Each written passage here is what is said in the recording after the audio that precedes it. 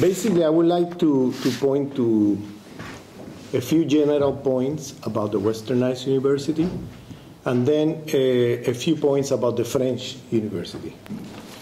In terms of the Westernized university, first I use the term Westernized. I didn't say Western, because I believe that the Westernized university is a global structure of the global system in which we all live. Usually the paradigms of political economy, they emphasize a lot on questions of class or the economics, but they lose sight of important structures of the global system. In May, I gave a lecture on that for several hours here, so I'm not going to go on that point. I'm not going to repeat that. Because in my work, I identify in the political economy paradigms, they usually concentrate on two global hierarchies of power: the economic hierarchy, international division of labor, and the global interstate system. In my work, I identify around 15.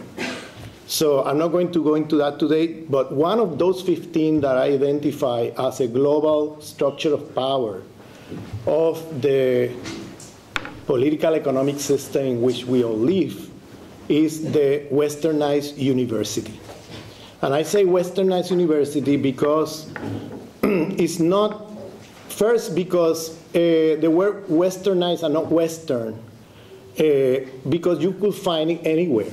It's not anymore that you have a Western university only in Europe. After the European colonial expansion, after 500 years of European colonial expansion, you cannot talk anymore as if the Western university is a European problem. I think the Western university today is a world problem. And you could find the same curriculum and the same authors and the same disciplinary divisions in the social science and the humanities anywhere you go. You could go to a Western university in Buenos Aires, in Rio de Janeiro, in Dakar, you know, in Beijing or New York or Berlin or Paris.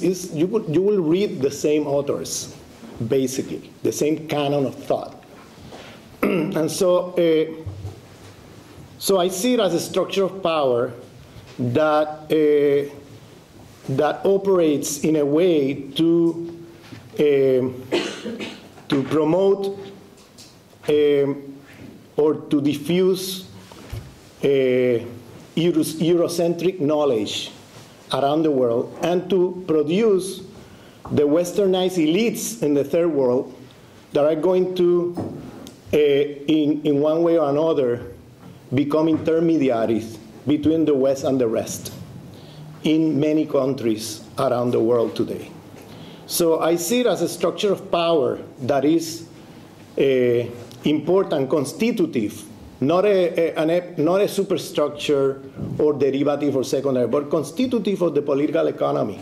I don't think you could have today the globalized system we have today with all its problems without this Westernized university operating at a global scale. And it's a very important structure constitutive of the system we live.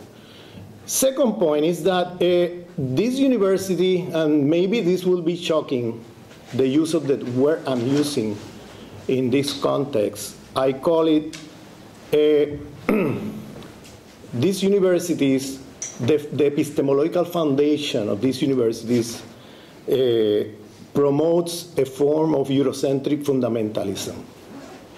Now, why am I saying this? Why I characterize the Westernized university as promoting Eurocentric fundamentalism everywhere? Well, first, because if you examine carefully the disciplines in the social science and the disciplines in the humanities, if you look at the canon of thought of these disciplines carefully, the predominant authors that you're going to read or you're supposed to learn about, and who happen to be the ones that are promoted as social scientific theories or critical theories, or the ones that produce the canonic knowledge of the disciplines, they're coming from 5 countries.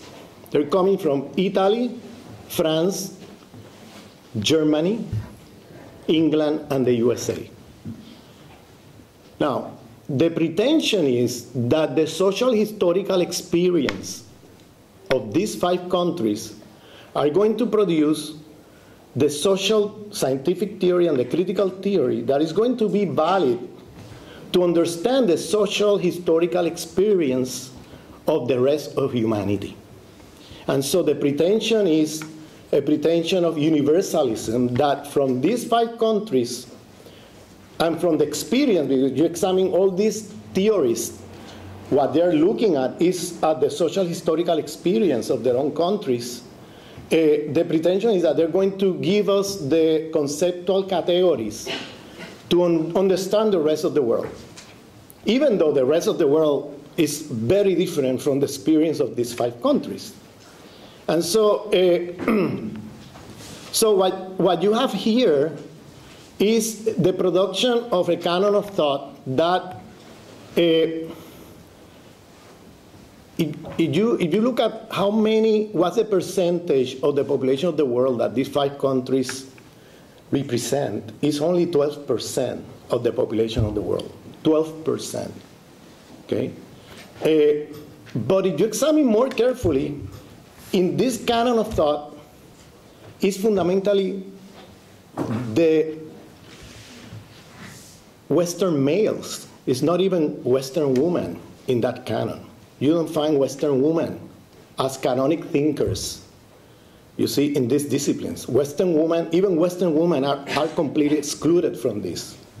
Now, I'm talking as a trend, okay, because of course there are interesting professors here and there, exceptionally doing things against the grain, you know, and bringing other theories and you know, democratizing the canon and looking at other thinkers, women and male from everywhere, and things like this, okay? Don't get me wrong. I'm not talking absolutist terms. I'm talking as a trend. What the dominant trend, okay?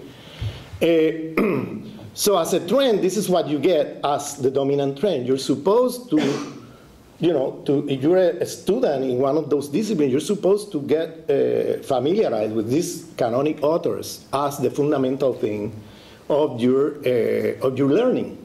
And so, and you hardly get exposed, you know, to other kind of thinkers. You don't get exposed to Western woman critical thinking, and you don't get exposed to Western, you know, male and women critical thinkers from other traditions, from other places in the world. You know, these are outside the canon of the discipline. So what you get is not 12% of the, you know, the social theory coming out of the 12% of humanity. It's really the 6% of humanity, because it's basically males of these 5 countries. So I'm putting it this way because I think if you look at it this way, you maybe you know, it's shocking when you hear it this way, because when you hear it this way, the pretension of universalism falls apart. You see, because it's really a very provincial, you know, kind of canon of thought, you know, that then pretends to be or is disguised as universal, and has the authority of being, you know, basically travel around the world through the westernized university that carries with its structures this kind of thinkers. And so it doesn't matter where you are in the world. If you are in a westernized university and you're a professor, you're supposed to teach or to know these authors of these 5 countries, male authors. And if you are a student, you're going to read, doesn't matter in which place in the world you are in the westernized university, the same canonic authors.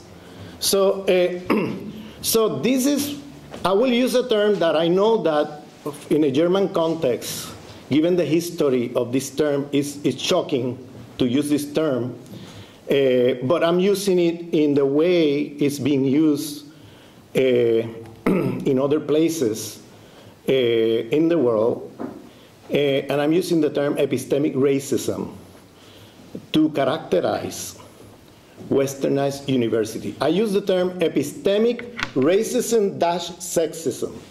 Okay, I use it together because the two go together. That is, this canon of thought that I've been describing of the Westernized university is racist the moment it doesn't take seriously the thinking coming from so-called non-Western people or people who happen to be considered outside the West. Okay, male or woman doesn't matter. They are not part of the canon, but it's sexist because it excludes all the women of the world. It doesn't matter if you're Western or non-Western. So I call it epistemic racism-sexism to characterize the foundation, the epistemic foundation of the Westernized university.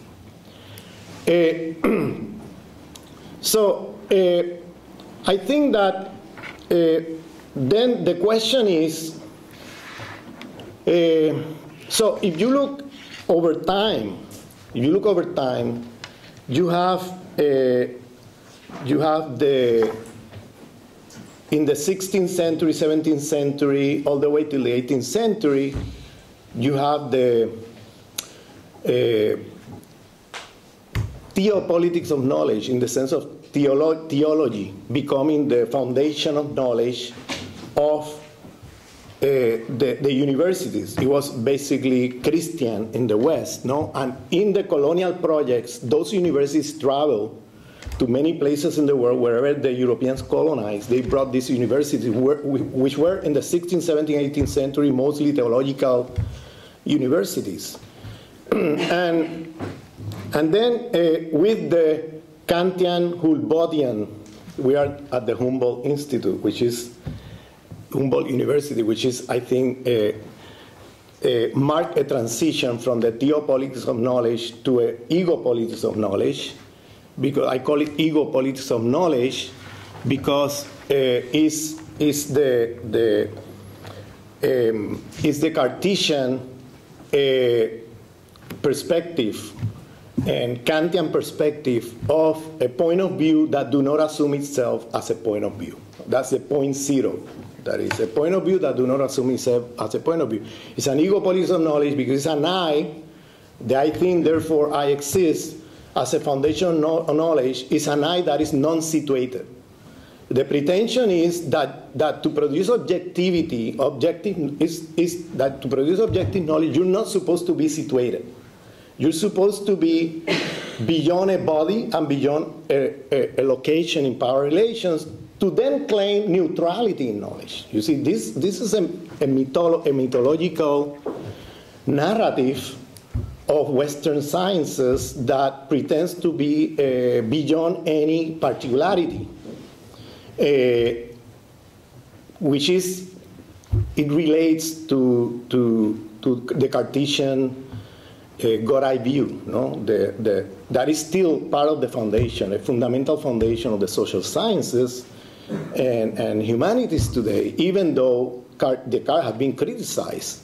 But even people who criticize Descartes reproduce this mythology of this thing about an unbiased, objective, neutral knowledge that you're supposed to produce, but understood as if you were beyond a body and beyond a location in the world, in a space.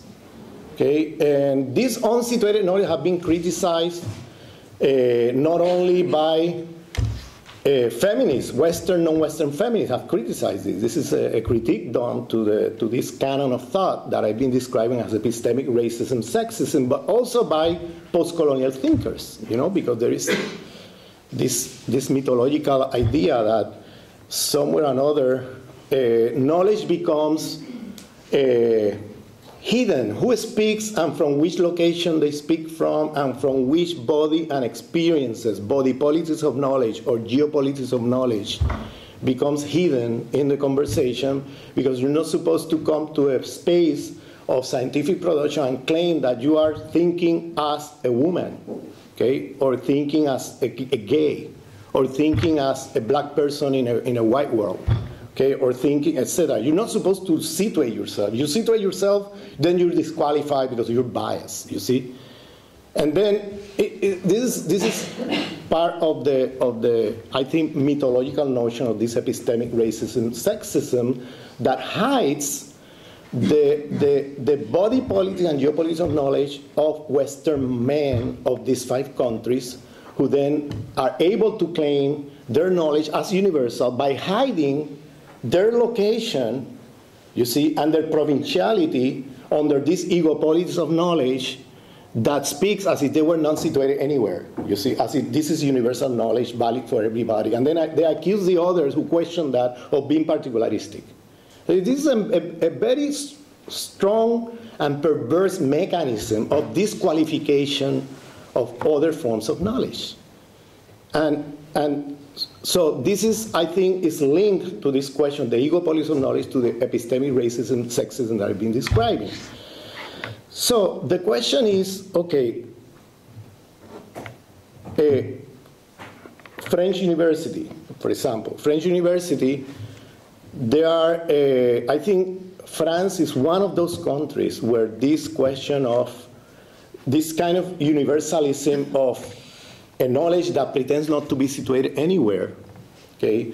A universalism understood as if you were beyond any particularity, which is a kind of God-eye view. This is very strong in the Western world. But if there is a place that I find, you know, where these things are, you know, like becomes really, really, you know, out there in terms of his craziness, I think is in the French context, okay, where you have, you know, the Cartesian tradition, you know, very strong, and you have in the French university all this mythological notion I just spoke about ingrained in the system in a very, very strong way. I mean, and so this leads into the systematic exclusion of bodies, peoples, and knowledge in those spaces. Those spaces become basically a French male space. And if women enter there, they have to enter the conversation from the point of view of those males, you see? If women ever enter there, you know? And there are, of course, women who enter in that conversation, but they don't enter as critical thinkers of the tradition. These are very exceptional intellectuals in the French context of French feminists, French critical thinkers, women, no? Who enter the conversation with a critical view. Most of them are penalized in very strong ways in academia. And I know some cases, we can talk about it in more detail later, that are really penalized for dare to question, you know, the hegemonic canon. But there are also mechanisms, institutional, like for example, if you want to apply for a job in a French university, okay, you have to go through a process. It's not just having a PhD. You need to have a PhD, but that's not enough. You have to go through an accreditation with the Ministry of Education in which there is a group of French scholars that are going to look at your work, okay? And if only one of them say, this is not worth, okay, you're out. You cannot apply for a job in a university. So imagine what does this entail, okay, for people who happen to be thinking against the grain, for people who happen to be questioning, racism in France, discrimination, etc. So this is kind of insane. I know many of the French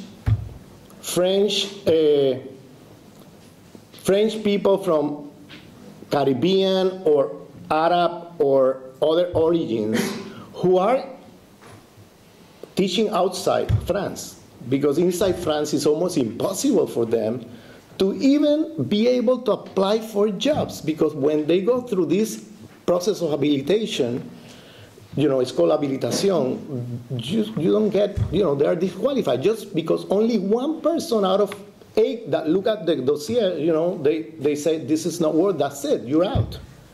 And so there's a systematic institutional process of exclusion that is not just, so there is the epistemological aspect I mentioned here, but there is also this institutional framework put in place to exclude people systematically from entering into academic spaces. So there are a lot of people of color, to use the US term, in France who have PhD, have published many books, have done a lot of research, but they're outside the academic spaces.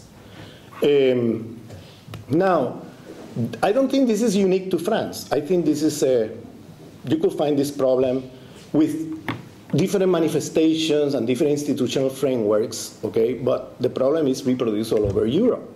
This is not just a problem of France, it's a problem, I'm just going into the particular way in which this happened in France, but the other particular ways in which this happened in other places in Europe, including Germany. So, so the question is, okay, what does it entail to decolonize knowledge and to decolonize this westernized university? What does that entail?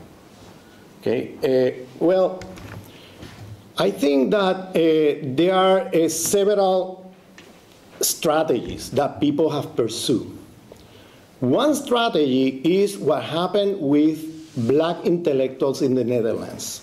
Black intellectuals in the Netherlands have created their own institutions of knowledge production. They are like, okay, we're not accepted over there, we try, we cannot get in, okay, we create our own institutions.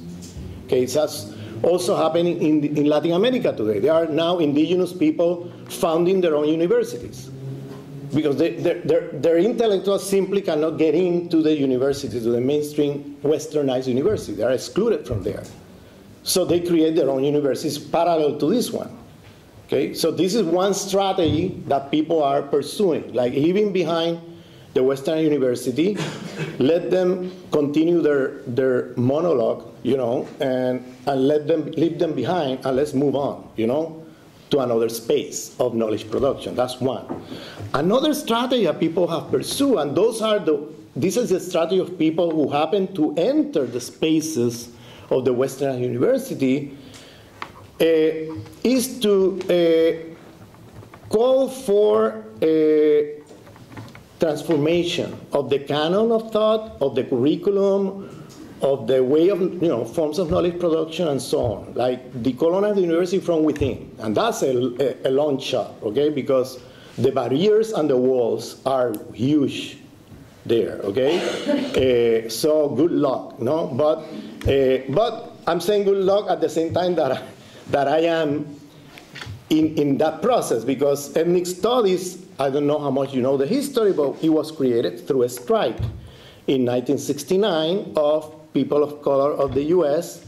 The civil rights movement, erupted inside the spaces of knowledge production in the university and claimed to have their own spaces of knowledge production. And there were strikes at Berkeley, strikes all over the country, to create these spaces. And that's why in the US you have this ethnic studies. It happened through strikes. It didn't happen through some kind of internal restructuring of the Westernized university, or by will, the Western University one day woke up and say, oh, you know what, maybe these people should have a space here. That didn't happen that way. It happened through strikes. There were indigenous people, black people, Latino, Asian American people who went on strike all over the country, and that's how these spaces were created together with women's studies. This is something to remember, that the civil rights movement always put the question of gender there.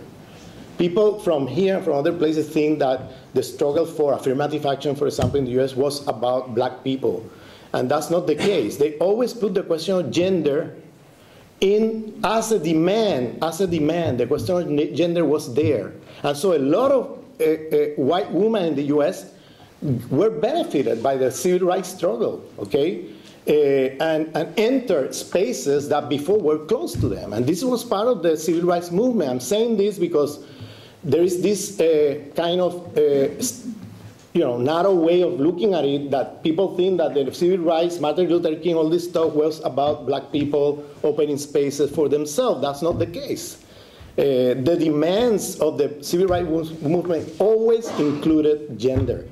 And that's why when the civil rights was conquered and they managed to get the affirmative action as a policy in the US, it included gender. And it included women of all colors, including white women, to be able to enter in jobs, in education, in all kinds of spaces. Okay, so this is something not to forget.